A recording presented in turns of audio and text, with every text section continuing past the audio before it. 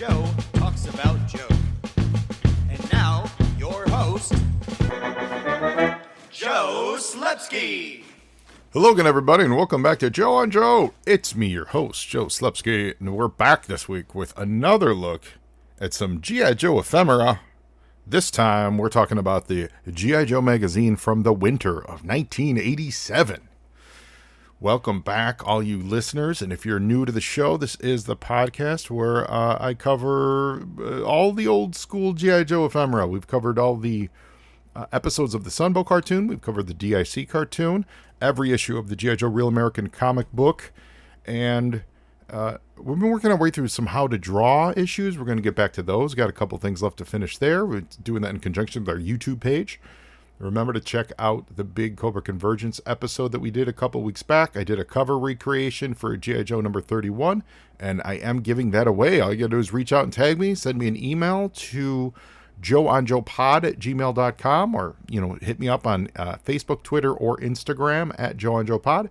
If you want to be in the running to win that original artwork, happy to send it to you. I think it's a lot of fun.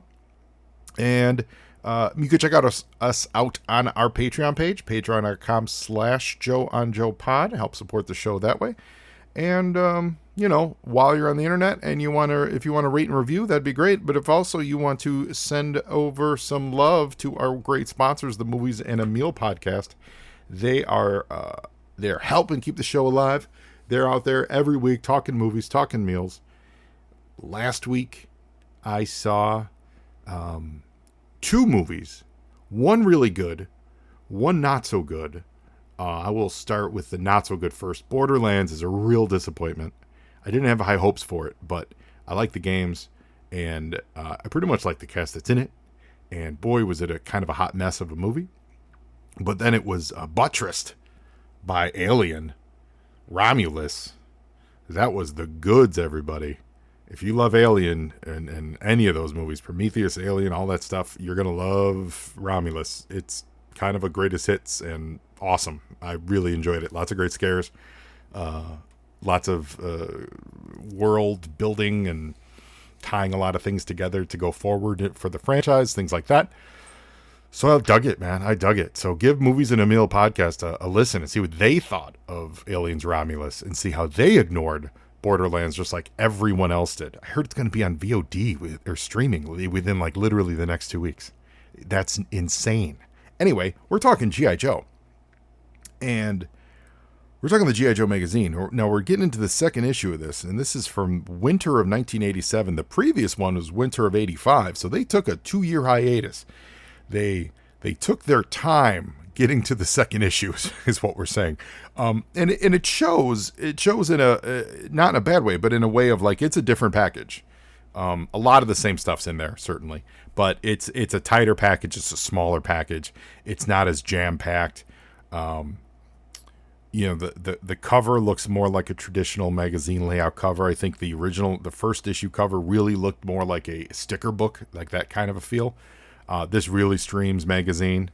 The word magazine is bigger on the page, things like that.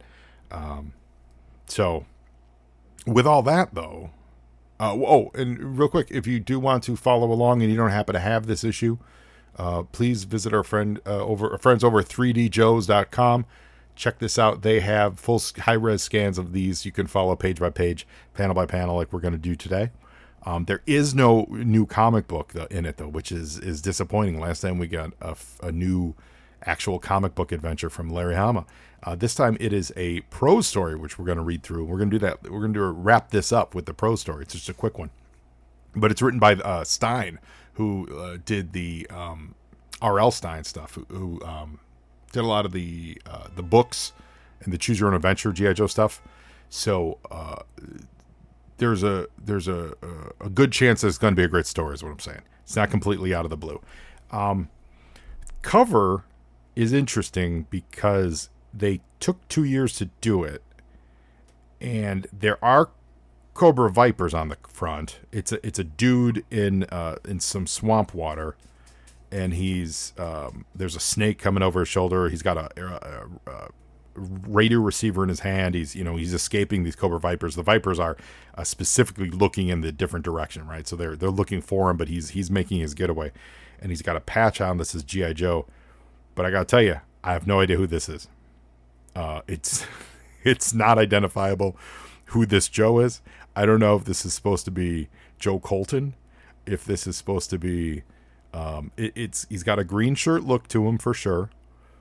He's got a bandolier sash, kind of like Duke, but his colors are reversed. He got a green shirt with the sash is tan, and it's a different sash than Duke. It's definitely not Duke. It has a brown haircut with like a wavy hairstyle, so that's not Duke. I don't know who this is, and I hate to, I hate to come at you with a negative answer there. I have no idea who's on the cover. It's a fun cover. It's a fine cover, but I wouldn't say it's a great cover to relaunch the magazine because it absolutely does not have a recognizable G.I. Joe on there. The only thing I can think of is that this was for that year's character action figures. Maybe this was supposed to be a planned figure, and they were trying to tie that in. Maybe he was supposed to be. If he is someone that I'm just way overlooking, please correct me.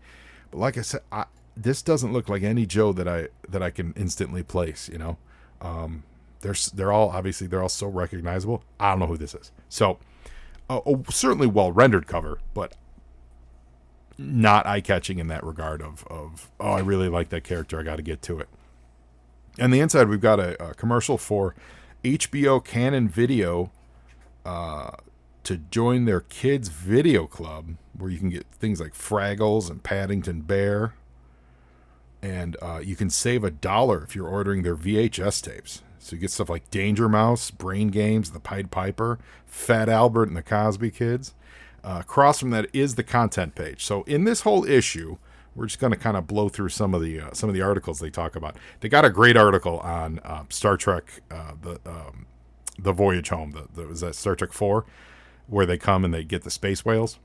So there's a great article on that. That's really exciting. Directed by Mr. Spock himself. The voice was the voice of Megatron's Galvatron. We've got the story called South American Sleepover that we're going to read by the end of this episode of Joe on Joe. There is a cool G.I. Joe poster in there. And we've got an article about Joe Namath. I'm presuming this is before he wanted to kiss Susie Colbert. And then we've got some news departments like they do in all these magazines. So we're going to flip through those. There's some code breakers, some, trivia, puzzles, things like that. And so this is very much highlights. If you guys are familiar with highlights, this is very much the highlights version of a G.I. Joe magazine, as was the previous issue for sure. But this one's streamed down. It's a few pages less. The poster that I can see is, isn't it just? Oh no, it's the same size. Yeah, it's the same size, but I can't open the whole thing, but it's roadblocks swinging over some jungle vines, and looks like some other 87 Joes. It's hard to, like I said, I'm not opening it. It's hard to see exactly who's in there. Oh, Sergeant Slaughter's in there. Yeah, Beachhead, Slaughter. There's some Cobra Eels. That's a cool poster. So we got a little welcome back message from Hawk to all the G.I. Joe fans. He says, I'd like to welcome you to G.I. Joe magazine. So that makes me think they're kind of treating this as a reboot. Kind of a reboot versus the other magazine that was 2 years earlier. That's what this feels like. We've also got a neat thing. It's got poster information, which is a note to the adult to remove the poster, open the magazine to the center, take the flat object like a letter opener and slip it under the staples, gently pull it out. I don't recall that being in the other issue, which makes me think they got some complaints from parents who were dealing with torn posters. So that's very fun, very funny. We've also got an ad for what probably was an awesome Christmas present for a lot of people. I don't remember these packages at all, but Family Home Entertainment bundled a bunch of their VHS tapes, and it looks like they were bundling them in holiday wrap boxes, so you can just buy them and give them for Christmas or Hanukkah or what have you. So Thundercats, you get 2 VHS tapes, Spitting Image and Pumra episodes. The Transformers, you get Divide and Conquer, and you get Fire on the Mountain. And G.I. Joe, of course, you get The Funhouse and Jungle Trap, 2 fabulous episodes. So, it's all mocked up, so it's not like real photos of them, but it looks like there's like winter frost on them and wrapping paper around them. So that's kind of neat. I don't remember ever seeing these. I wonder if anyone out there, if you ever saw these 2-packs, these FHE. It says no parts, no batteries, no wrapping, no assembling, just open and enjoy. So you could buy them and hand them right to your kid and sit them in front of the TV for a couple hours. In the mail call, we got letters from Jim Anderson out of Milwaukee, Wisconsin, Andy Benedetto from Rochester, New York, and Ronald White from Oakland, California, plus an awesome drawing of Bazooka from Richard Pittore from Dobbs Ferry, New York. So if you're out there, or if you know any of these gentlemen, holler, say hello. They do give the address to send them letters, and there's a lot less letters in this. So again, with that 2 years off, I have a feeling they prepped the other one from the fan club, and then this one, although it says people saying they're looking forward to G.I. Joe magazine, so maybe more fan club prepping. Commercial for Tang, another commercial. So now we've got some on target. This is kind of like the entertainment news section. And they're talking about the big King Kong sequel called King Kong Lives. And if you remember, King Kong Lives is the one where he got a fake heart implanted in him, and that's how he survived. Remember, he fell off a building, fell off the Empire State. Well, actually, in this one, wasn't it the World Trade Center? I think he fell off of. But he fell off the buildings, and he died that way. But a fake heart brings him back to life. Remember that. So don't worry about any skull fractures. Get you a fake heart, and it'll do it. There's also an advertisement for some books called about sports books, Hockey Machine, Inside Pro Football 1986, things like that. On the next page, they talk about an exciting new sport called Moto Ball. It's soccer played on wheels. So you're playing polo, but you're all riding dirt bikes or drag racing bikes. That's one, it's fun. Two, it feels like that.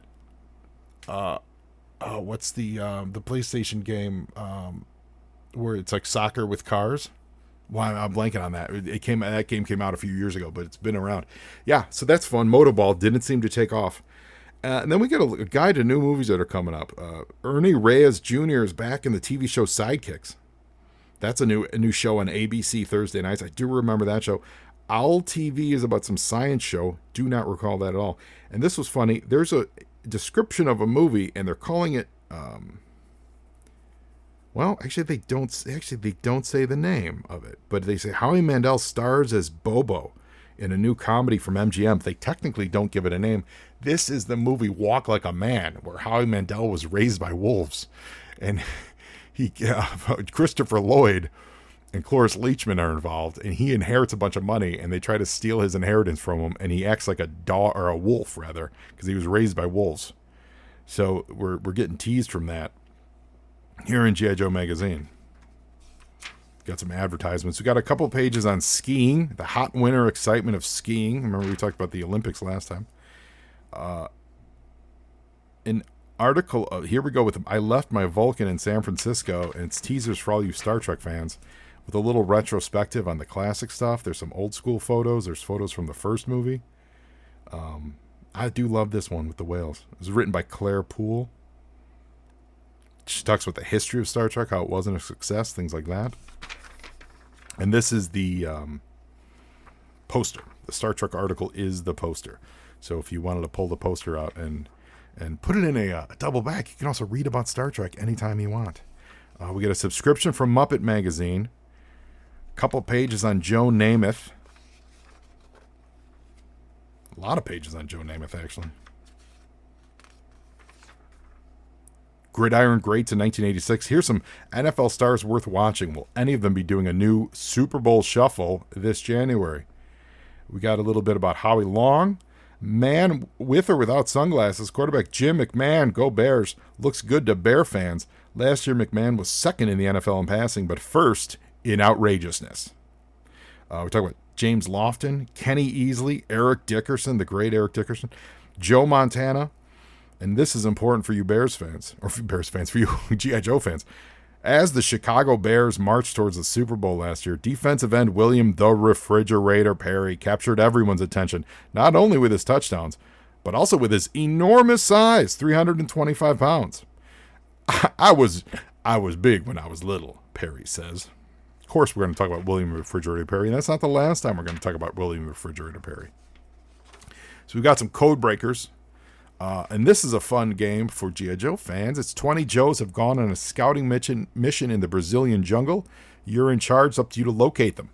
The names are up, down, backwards, forwards, diagonal, one of those things, and you got to find people such as Leatherneck, Lifeline, Lady J, Quick Kick, Hawk, Lowlight, Airtight, Barbecue. It's basically the 87 lineup they've hidden in this puzzle, so that's fun.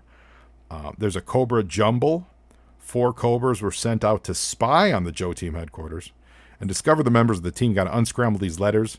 Things like NADZRA, Xandar, Tomax, Serpentor, and ZEZURB. What is that? Berzerb? ZEZ? Berzerb? Who would that be? ZEB? Seriously, I'm doing this in real time. Oh, Buzzer. Jesus. Yeah, of course, Buzzer. And Zorana. Take the circled letters from above and you unscramble and find Zorana. See? This goes back to I always have trouble identifying the Dreadnoughts. Some quizzes about Star Trek. An article about being a private eye. Referencing Thomas Magnum and Jessica Fletcher. David Addison from Moonlighting. And we talked to a gentleman by the name of Paul Ford, who's been a private investigator for about 20 years. He used to be a policeman in Covina, California. And he was a security officer in Oregon and Los Angeles. And now they're talking about how he became a PI. And now it's 2 pages left. Then we're going to get into the story. It's what you came for. There's some advertisements that I look at and I go, oh, that would have been neat to get. That would have been cool to get. This is one that I absolutely am like, wow, why didn't I get this? And I had this magazine when I was a kid. I don't know why I wouldn't have gotten this. This is awesome. They're back for one final mission. Many of you might be aware of this. I honestly don't remember seeing this ad. For serious G.I. Joe collectors only. This would have been 1987, right? The G.I. Joe adventure began with a few good men who made G.I. Joe what it is today. They're the original Mobile Strike Force team. Now you can own the original adventure team along with Major Blood and the Cobra officer. But you only have until this mission is completed to get them. They won't be available anywhere else or at any other time. If you want them assigned to your collection, act now. Get all 10 figures with original dossiers, accessories, and a carrying case specifically designed to store all of your G.I. Joe and Cobra paraphernalia for only $25. Purchased individually, these figures would cost you over $35 if you could even find them. So act now before it's too late. And that's what it is, guys. It is overstock that they were getting rid of all these OG Joes. And I don't know if they're swivel arm or straight arm, so bear with me there. I'm sure someone listening has actually gotten that. Actually did do this back in the day, so I don't know what they sent, but this is the mail order, guys. And they came with their probably the redback file cards, I imagine. So you would get for $25, you'd get Stalker, Zap, Doc, Grunt, Airborne, Short Fuse, Flash, and Rock and Roll, and Major Blood, and a Cobra officer. Literally all the figures I needed. I think of those guys, I think I had Grunt and Rock and Roll. And maybe I had Zap at that point. That's it. I never had a Blood. I had a Cobra. I think I might have had a Cobra officer. But yeah, that's a great deal. And it comes in that awesome, like, hard plastic, square-bound carry case, the one that actually the 3D Joe's Omnibus book looks like. Is this the only way you got that carry case? That's what I don't know. I don't know. Is this the only way that carry case was distributed? Or could you have purchased the carry case off the shelf solo? Again, something I never had. I don't know the answers to that. But yeah, dude, for $25 plus $1.50 postage and handling, that's awesome. 100% awesome. So if anyone did that, just hit me up at social, and make me jealous, because that's really cool. And now we're going to get to the back page of this magazine. And this is the real news, everybody. We got the G.I. Joe Fridge action figure. The Fridge has joined the G.I. Joe team. The Fridge is now a new member of the Joe team. Now you can get a Fridge action figure with an autographed bio card for free. Just collect 5 special Fridge proof of purchase certificates from inside specially marked G.I. Joe packages. Then send them to G.I. Joe headquarters, and the Joe team will send you your Fridge action figure for free. You can also call the Fridge's 900 line. Now, before I started recording, I spent about 10 minutes on Google trying to find a good 1-900 identifying website that I don't have to pay for. I was going to just straight up call it on my phone, but I was like, I don't know what charges could accrue with a 900 number. If it was an 800 number, absolutely would have called it. But they give a 900 number. I wonder what number it is today. Who knows what it could be. Back in the day, though, it was 50 cents. That's kind of a lot of money for a phone call. But you call in any Saturday from January 3rd until June 27th, 1987, and he'll answer, and he'll give you a special combat skill.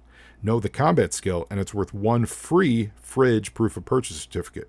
Or you can send a self-addressed stamped envelope to Fridge. Now, that self-addressed envelope, that's to get around the contest rules, so it's not like you have to give them money to enter. So you could technically get it for 50 cents and just have 4 of the Fridge bios. I never got the Fridge as a kid. I have 2 Fridges, one that's all busted up that he actually sits on my desk right here with me. He's missing a right arm. He was wounded in combat. He's missing it at the elbow. And then I have a nicer one that I purchased a while ago. I know they're actually shooting up in value. I don't have his file card, so I need to get my hands on his file card. I don't know that I've ever seen that in the wild. So, but yeah, it's Fridge. This is the era of Fridge, man.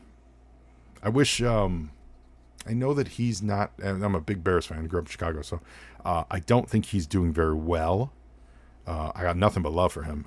And I wish that his family would embrace G.I. Joe like Sergeant Slaughter seems to be doing. And that could be a matter of money. I don't know. I'm not ascribing anything to anyone, but that would be great. Just putting this out there into the world. I would love to see a resurgence of Fridge love as a Bear fan and as a G.I. Joe fan, because I think the G.I. Joe community is so great with honoring, people like Sarge and Larry and, the real people, and Kurt Bozigian and the real people who actually made this stuff and were involved in this, who are still living. This community really does a wonderful job with it. And I would love for us to embrace the Fridge like that. But I think that has to come from his family to be open to embrace it. And I don't know if they are or they aren't. I just know that there's not a lot of Fridge stuff out there, and there so could be. I would absolutely I would buy a Fridge classified figure for every Bear fan friend of mine, and I'm not even kidding you. All of my friends would get Refrigerator Perry Bears action figures. That is an absolute truth. To think of how much, oh man, we could do it. So, putting that out there. If anyone's listening, anyone from Hasbro is listening, or if no one's listening, if I'm just speaking into the void and this is just good vibes, man, I'd love to get some Fridge stuff going. Now, let's do this. The South American sleepover. Cobra's plan to steal a coffee field will be deadly to the last drop unless Flint and the Joe team can stop them. Normally, I would sometimes dabble in voices. I don't know that that's going to happen here, but if I slip in and out of voices, you're welcome. There's a bug crawling on you, gung-ho, Airtight said. I've been watching it slide down your back like a dripping bead of sweat. It's a big red-shelled bug, about 2 inches long, almost big enough to drive a car. Gung-ho ignored Airtight's warning and kept talking. It's just like I told you guys yesterday. Everything about the jungles in Colombia is out of proportion. The air's too hot and wet. The mountains are too sheer. The jungles are too dense. And the mission is too costly, Quick Kick interrupted. Now that shut everybody up and got them thinking, how could things go so right and then go so wrong in just one day?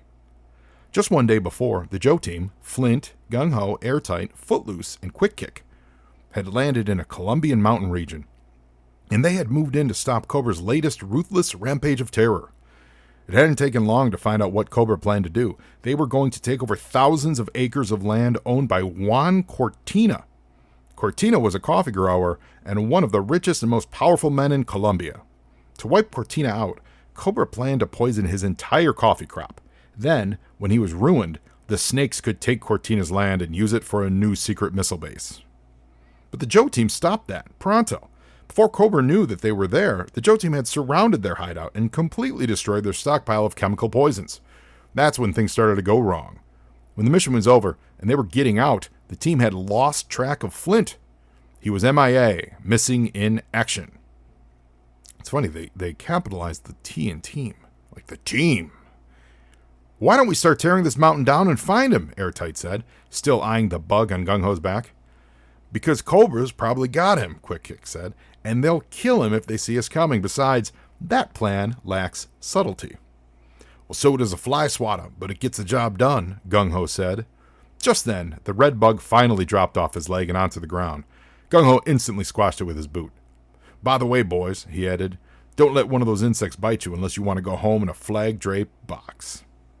Before the team could even pick up its gear and start walking, a small transport plane flew over the mountain plateau and began dropping its payload.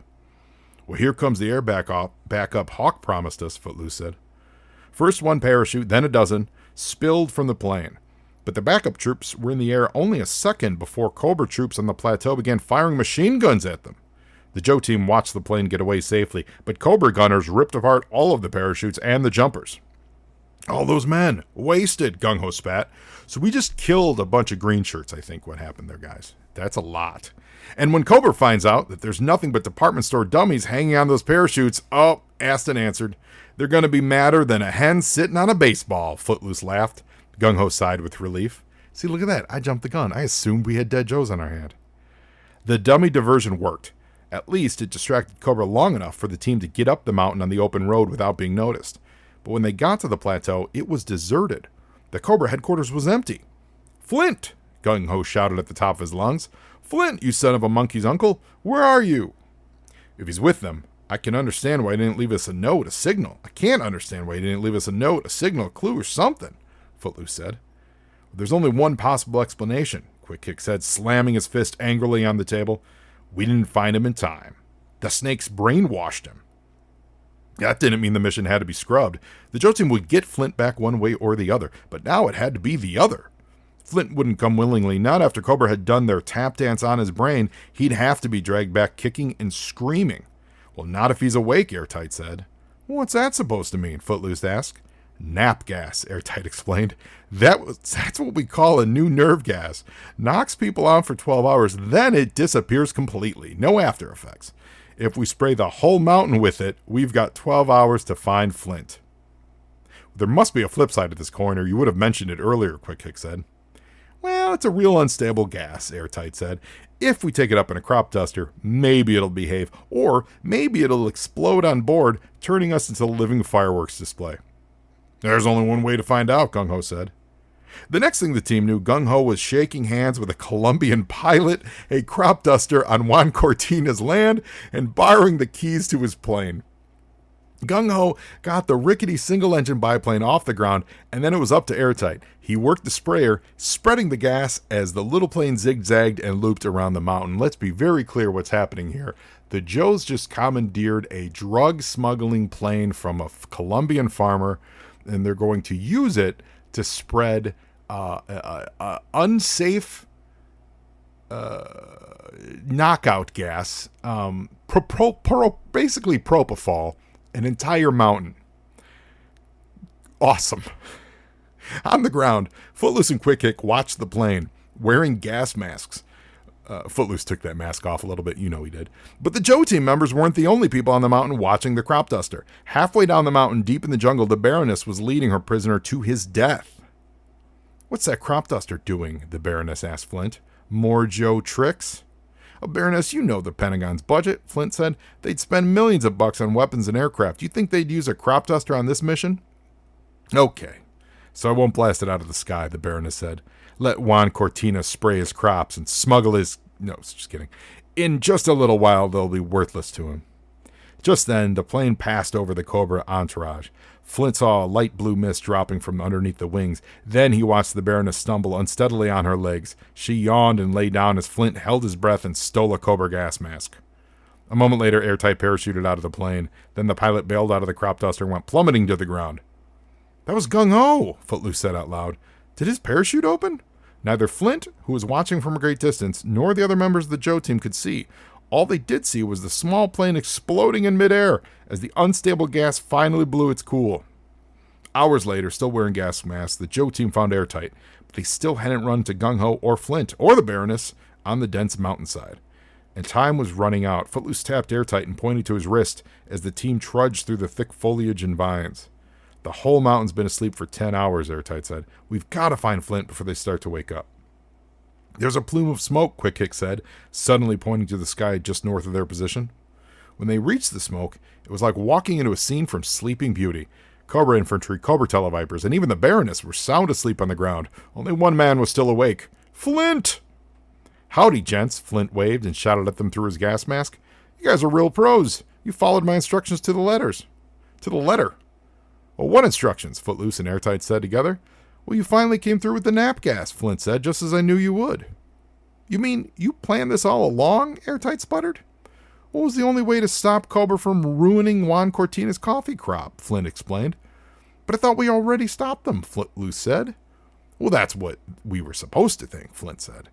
But when I destroyed the poison stockpile, I overheard the guards saying that there was a backup supply of poisons. I had to let them capture me so I could find out where the second stockpile was.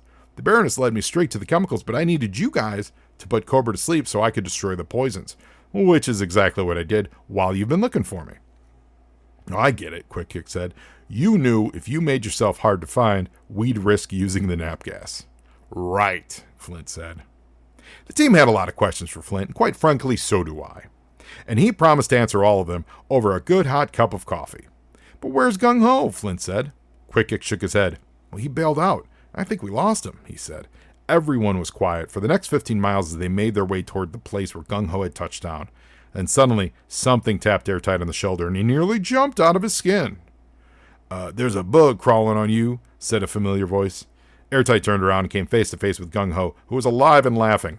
All the others laughed too, except for Airtight. He looked at the red-shelled bug crawling on his bicep and felt like the mission was starting all over again, when it should be really coming to an end. Written by Megan Stein and H. William Stein, I believe. Isn't H. William Stein R.L. Stein, I think? So that's it, guys. That's it for G.I. Joe saves a bunch of cocaine growers in a South American sleepover? Because isn't that what we're doing here? I feel like this is the secret origin for the DEF. This is how, and Juan Cortina became Headman. This is the secret origin of both the DEF and Headman. Yeah, there's a lot of leaps that happen in this story, but you know what? It's super fun.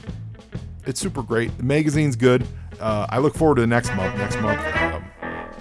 Hopefully a little more Joe-centric on the cover, which I have seen the cover, so I know it is. And we'll see what the inner story is. But it's a lot of fun. Hope you're enjoying the G.I. Joe magazine. If you've got your copy, take it out and read along with it. So appreciate everyone. And now you, Joe, and Joeing is half the battle.